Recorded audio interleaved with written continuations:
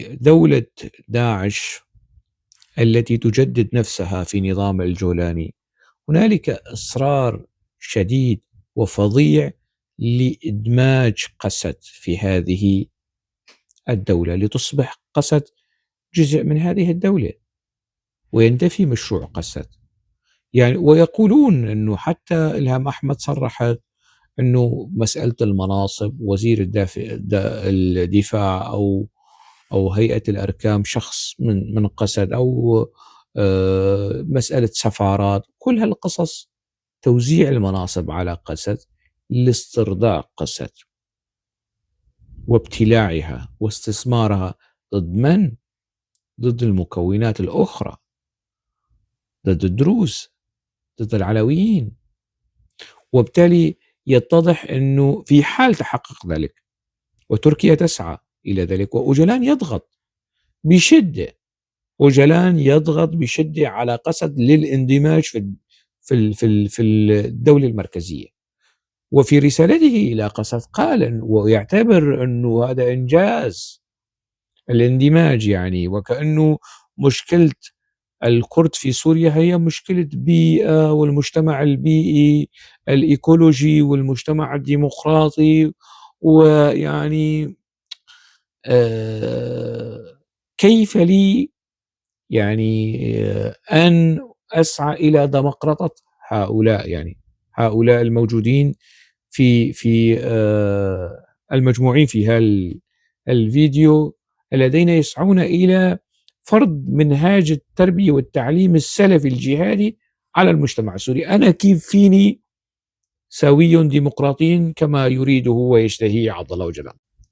إذن ما يطلبه أوجلان هو ومسألة الاندماج، وكأنه مشكلة الكرد هي مشكلة البيئة. يعني الكرد هون إذا موضوع اندماج، هون في البلدان الأوروبية السوريين والكرد مندمجون في دولة ديمقراطية وانتهى الأمر. الموضوع الكردي في تركيا قضية وحقوق قومية، الموضوع الكردي في سوريا قضية شعب وحقوق قومية، مش حقوق بيئة، مش يعني مسألة حماية البيئة والرفق بالحيوان والمجتمع الديمقراطي وحقوق النساء والمسائل هاي. مش قضية اجتماعية محضة، العنف ضد النساء.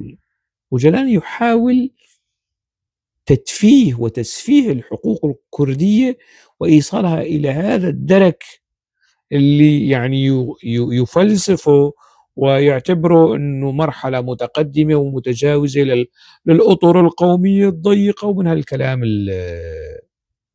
الحزنبلي الخزعبلاتي.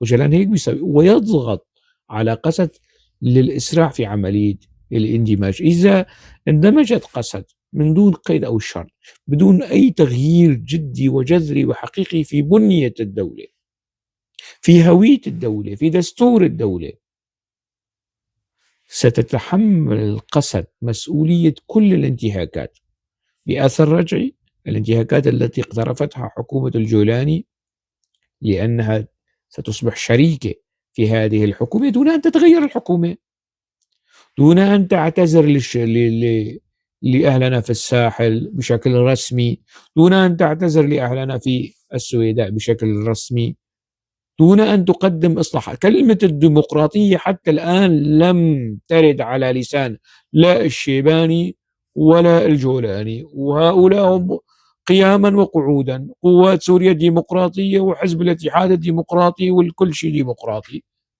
كيف بدنا نعمل انسجام؟ إذا التضحية بالديمقراطية والدولة الوطنية والمشروع الديمقراطي لا يجوز، يعني لإرضاء أوجلان مشان ما يزعل أوجلان، أو للحصول على مكاسب وزير دفاع أو هيئة أركان أو ما بعرف شو.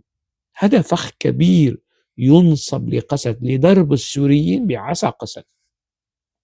بعدين يقال أنه يا أخي قسد الفرقة رقم كذا 75 يغيروا اسمها مثلا إلى الفرقة 135 177 188 مثلا، يعني اللي هي في الأصل قسد هي التي اقترفت هذه الانتهاكات، وليس الجيش العربي السوري وليس نظام الجولاني ويصار إلى اعتقال بعض العناصر، لأنه قسد خلاص ما عاد في شيء اسمه قسد، ذابت ضمن الجسد الدولة والآلة العسكرية، الآلة العنفية اللي هي الجيش، خلاص بيصيروا يعتقلوا اثنين ثلاثة ويحاكموهم وانتهى.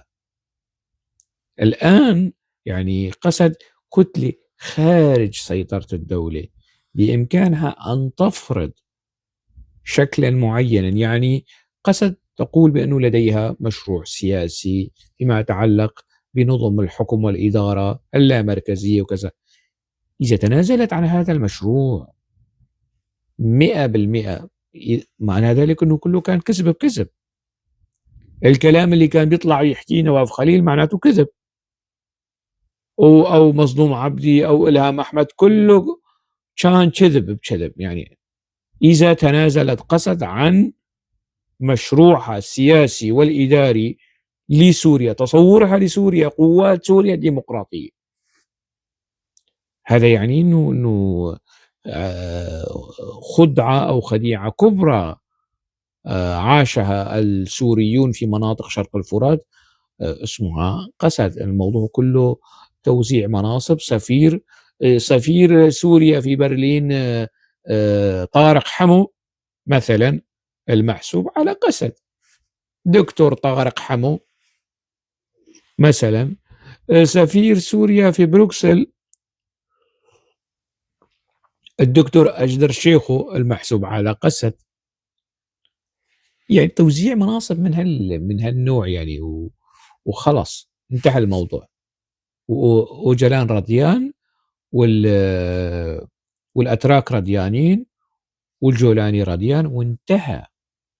يعني طرح الدولة اللامركزية، الطرح الفيدرالي، طرح الحكم الذاتي، الاعتراف بالشعب الكردي في الدستور، كل هذه الأمور جرى نسفها عبر فرض تصور نظام الجولاني والتصور التركي لحل مسألة قسد ولحل مسألة السورية بشكل عام. هذا الفخ الذي تدفع نحوه قسد دفعا من قبل أوجلان، من قبل أردوغان، من قبل نظام الجولاني وبعض الأطراف الأمريكية أيضا. يعني هل سترضى قسد بذلك؟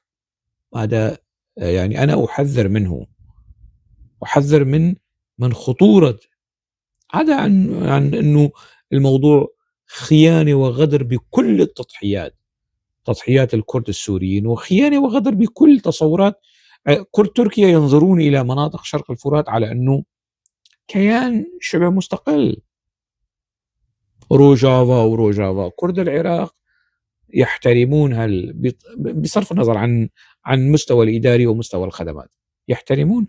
وهذه المنطقة الآن صارت لها شعبية في مناطق الساحل، في مناطق حتى في السويدة، وحتى في المناطق الداخلية كمان. بعد كل هذا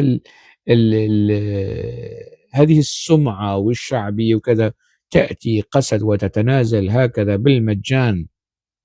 يعني أنا لا أقول أنه قسد تعاند وتكابر إلى ما لا نهاية، لكن أقله يعني نقسم البيضة بالنص، 50% من القسد، 50% من النظام الجولاني، وفي منتصف يلتقون في منتصف الطريق، أو 30% من قسد و30% من نظام الجولاني. تصور نظام الجولاني للدولة السورية، تصور قسد للدولة السورية، و30% للسويداء والعلويين باقي المكونات. هكذا تبتنى دول التشاركية الوطنية، الكل يشترك في بناء الدولة، مش يعني الجولاني بيخيط ونحن بنلبس، ما بتزبط هيك يعني. فدائما أنا أحذر من خطورة هاي المسائل. يعني قسد ينبغي أن تبقى مقاومة، لأنه تمثل مشروعا. نختلف نتفق مع قسد، لكن فيما يتعلق بالمسعى الاستراتيجي، الحقوق السورية، الدولة السورية، الوطنية السورية، ما عاد في شيء في سوريا يعول عليه، ما عاد في. يعني لا قوة يسارية، لا قوة ليبرالية، لا قوة ديمقراطية، ما عاد في شيء في سوريا. خلاص واحد مثل برهان غليون، عالم الاجتماع واللي بيدرس في السوربون او في عايش كل عمره في باريس، بيطبل ويزمر لنظام الجولاني. جورج صبرا نفس القصة، قس على ذلك. ما عاد في شيء غير قسد. هاي القشة اللي نحن كغرقى سوريين نتعلق بها، القشة كمان تروح فخلص يعني دولة داعش في سوريا بمعية الجولاني وبشراكة قسد، بشراكة قسد إذا اندمجت قسد، هذه الدولة باقية وتتجدد. سابقا كانت قسد تعارض وتحارب هذه الدولة، الآن قسد ستصبح شريكة في دولة داعش التي يتزعمها أبو محمد الجولاني والشيباني، ويصبحوا شركاء. ونشوف جميل الحسن وموسى العمر حبايب، هو ونواف خليل وغير نواف خليل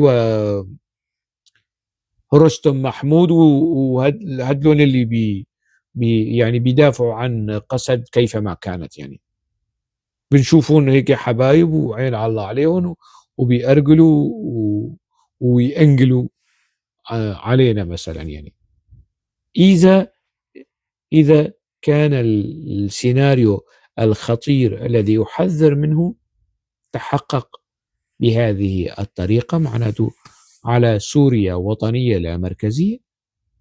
السلام. أكتفي بذلك. دمتم بألف